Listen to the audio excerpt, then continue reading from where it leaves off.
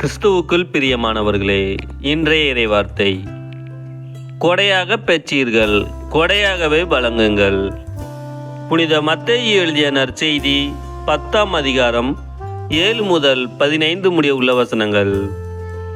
அக்காலத்தில் இயேசு தம் சீடர்களை நோக்கி கூறியது, நீங்கள் சென்று விண்ணரசு நெருங்கி வந்துவிட்டது என பறைசாற்றுங்கள்.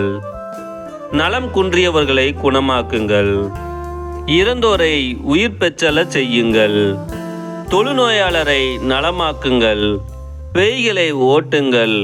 கொடையாக பெற்றீர்கள், கொடையாகவே வழங்குங்கள்.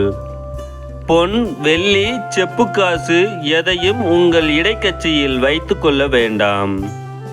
பயணத்திற்காக பையோ, 2 அங்கிகளோ, மிதியடிகளையோ, கைத்தடியோ எடுத்துக்கொண்டு போக வேண்டாம். ஏனெனில் வேலையால் தம் உணவுக்கு உரிமை உடையவரே. நீங்கள் எந்த நகருக்கோ ஊருக்கோ சென்றாலும் அங்கே உங்களை ஏற்க தகுதியுடையவர் யாரென கேட்டறியுங்கள். அங்கிருந்து புறப்படும் வரை அவரோடு தங்கியிருங்கள். அந்த வீட்டுக்குள் செல்லும் பொழுதே வீட்டாருக்கு வாழ்த்து கூறுங்கள். வீட்டார் தகுதி உள்ளவராய் இருந்தால் நீங்கள் வாழ்த்தி கூறிய அமைதி அவர்கள் மேல் தங்கட்டும்.